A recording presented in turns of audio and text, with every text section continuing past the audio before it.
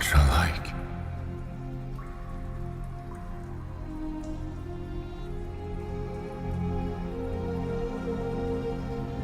I miss my brothers so much. And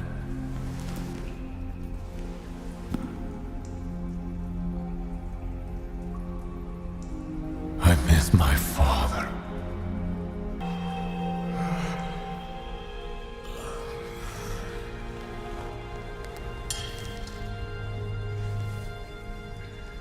In the end, too little, too late. Story of my life. I'm sorry, Father. I failed. Please forgive me.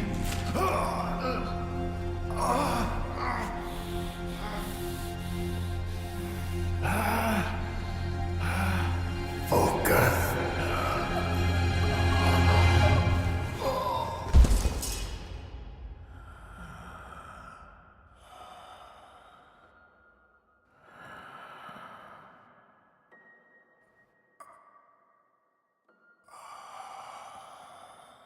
Last time on Dragging My Balls Z. My review of the 2007 movie has since become my most viewed video on the channel, which is very baller, and thanks so much to everyone who's watched it. Well, I'm no podiatrist, but even I can decipher that those are in fact numbers. Extreme thank you to all the new support, but you didn't click on this video for a sappy appreciation speech. You clicked on it for some more TMNT action. Or maybe you're bored out of your fucking hernias and need something to quell the ever-impending realization that your life is on a never-ending downward spiral where you somehow ended up in the pits of YouTube's asshole where my channel resides. Or maybe you just think I'm really handsome. I don't know, this intro's long as fuck. Anyways, on to the topic at hand. This time we're delving into uncharted territory for me. I've never been a big reader due to my chronic dyslexia, and I only have a few exceptions. Hell, I've never even been that into comic books. My father left these to me. I wonder what he liked more. This, however, was a different story.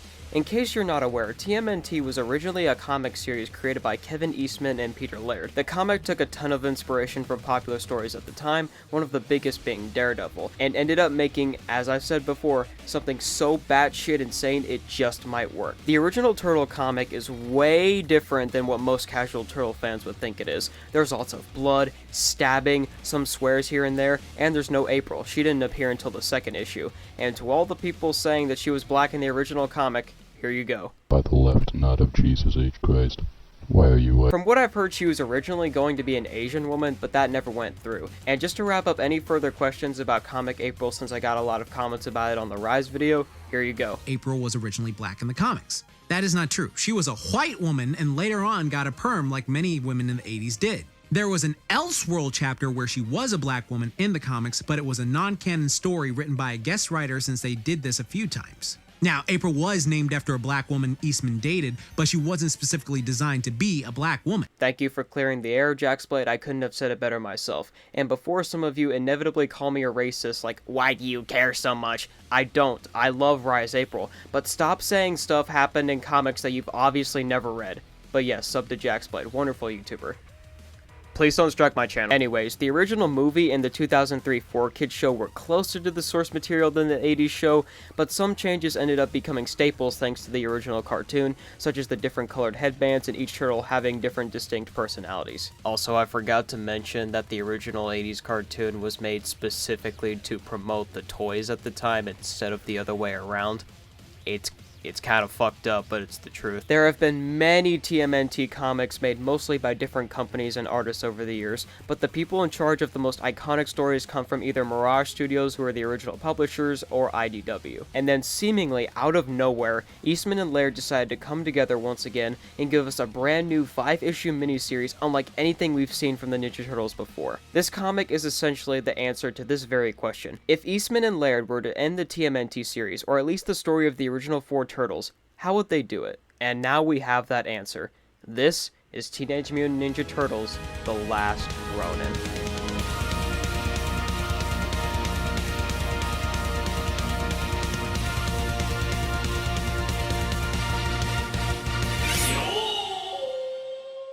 This story takes place in the future where Manhattan is closed off and has been taken over by Oroku Hiroto, the grandson of the Shredder and his Cyberfoot clan army. The reason for this was there is supposed to be peace between the two clans, the Hamatos and the Foot, but somewhere along the way that trust was broken, leading to the Turtles getting ambushed and ultimately defeated by the Foot, or at least what was left of it. Now we're in a steampunk-like future where there stands one surviving turtle going on a suicide mission to kill Hiroto. This turtle wields all the weapons of his fallen brothers, wears a black headband as well as an all-black attire, which looks awesome by the way, and throughout the story has visions and talks to his three brothers as he's trying to avenge his family. He makes it to the tower but ends up falling and ruining his mission. Ronin realizes he's on the verge of bleeding out, and with nowhere left to go or the strength to press on, he resorts to seppuku. As he begins to lay down the weapons and the headbands of each brother, he takes one of the broken swords and tries to stab himself in traditional Japanese fashion.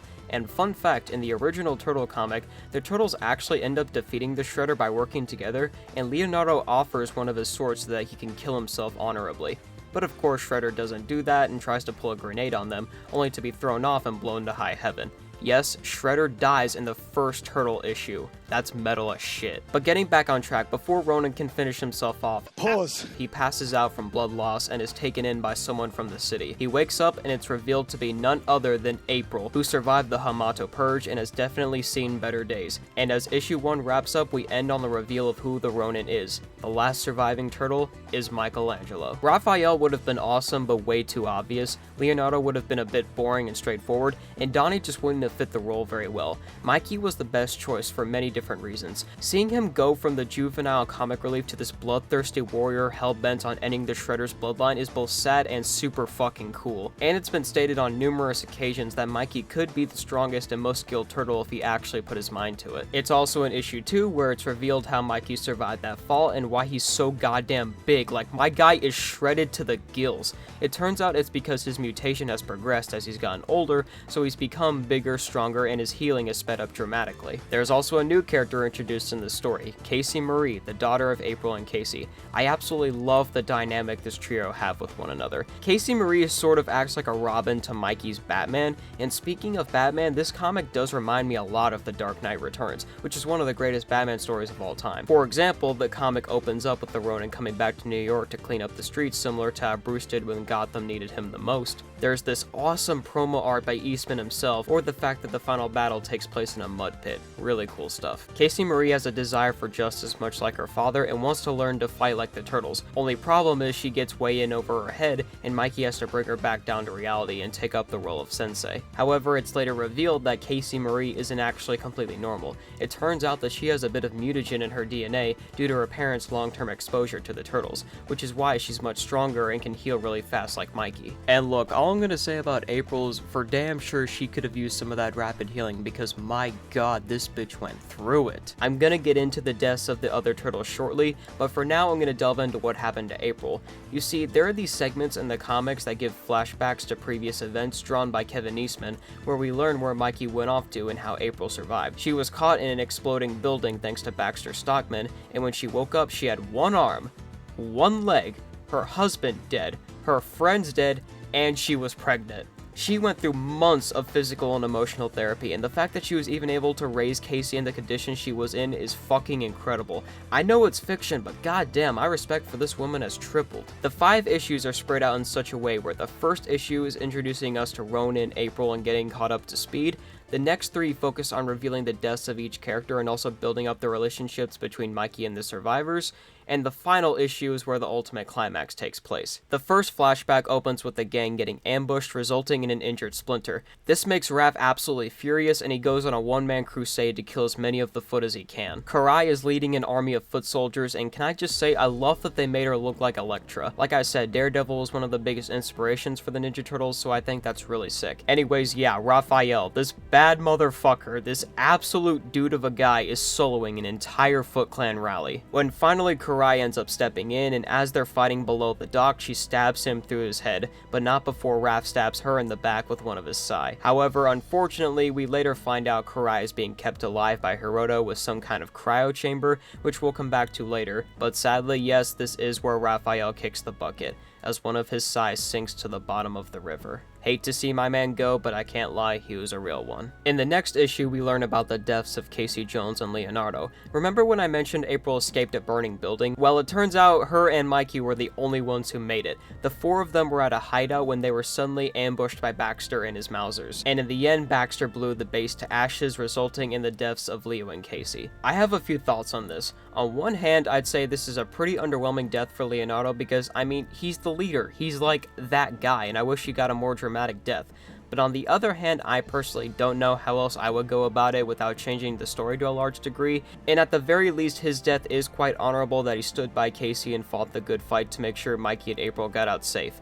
Safe in quotes. And finally, we have the deaths of Donatello and Splinter in issue 4, where Yoshi and Donnie make their way to one of the Hamato tribes to figure out what's going on, when all of a sudden they also get ambushed by Hiroto and the Foot. They put on the best fight they can against an onslaught of arrows, and before his demise, Splinter gets one last hit on Hiroto by stabbing him in the shoulder with his sword, before ultimately perishing along with Donnie. This story definitely hurts to watch for longtime Turtle fans like me, but it does make for an awesome story in the end. As in issue 5, after having another schizophrenia trip, Mikey says fuck this shit and goes to face Hiroto alone. Before that, in issue 4, him, Casey, and April managed to get the drop on Baxter Stockman by using the discarded head of Honeycutt to overload his systems and kill him, which shut down most of the systems across the city, leaving Hiroto open to attack. As Mikey makes his way towards Hiroto, we get page after page of discarded foot soldiers, letting you know that Mikey is wanting all the smoke. But once he gets close, he makes it to the raid boss and has to take down this absolute behemoth,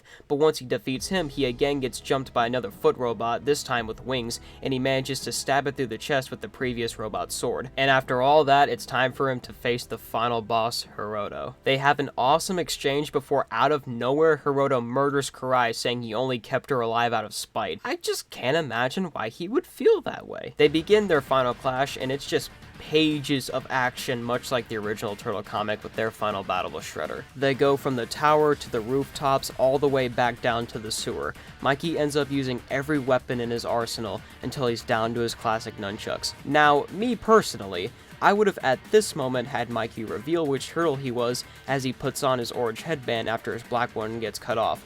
But hey, that's just me. And once they end up in the mud pit, like I mentioned earlier, it's a hand-to-hand brawl and the fight ends with Hiroto trying to kill them both with a power surge from his suit. I am a god, you dull creature, and I will not be bullied by Puny god. Casey, Marie, and April find Mikey on 1 HP, and before he passes, he gives Casey his journal of all Splinter's teachings. And at that moment, Mikey meets his end. The last of the turtles to fall and the end of both the Hamato and Oroku bloodline. The comic ends with Mikey waking up to what resembles his dream in the first issue, but this time it's real. He's with his brothers, his father, and Casey once again. Then in the epilogue, we get Casey doing some training using Mikey's book and her mutated genes to hone her skills. The story officially concludes with her meeting up with April before going over to a container of 4 turtles, saying, "Y'all grow up already, I've got so much cool stuff to teach you." What an absolutely riveting and powerful story. It's so amazing getting to see Mikey become this badass Avenger and bring justice to his family. I have little to no issues with this story. If I had even one small complaint, it would be in the case of Hiroto. Now listen, I think he's a perfect villain for this story. He really reminds me a lot of Kylo Ren, the only good character in the Star Wars sequels. However, I just wish we got to know more about him. We get glimpses of his mindset and goals throughout the story, but I just wish we got a little bit more, like the talk he has with Mikey before they engage in battle where he talks about Karai and the way he was raised. I would have just liked to see a little bit more. But as it stands, he's still a great villain, and I love his futuristic Shredder armor much more than the Cyber Shredder from Fast Forward. I take that back, this is raw as fuck. In conclusion, this is one of the best TMNT stories ever, brought to you by the original creators, and most definitely deserves an adaptation as soon as possible. If we could get Batman vs TMNT, we can definitely get Last Ronin. Hell, I enjoyed this story so much I've actually begun reading more comics as a result. Recently, I've started on Batman Hush, and I have to say, the plot is fantastic. I sincerely hope you guys enjoyed, and do me a favor, do not like this video. In fact, if you're subscribed, you should just unsubscribe. Why? I don't know, I think it'd be kind of funny. But for real though, y'all have a great day. Hope you enjoyed. Bye-bye.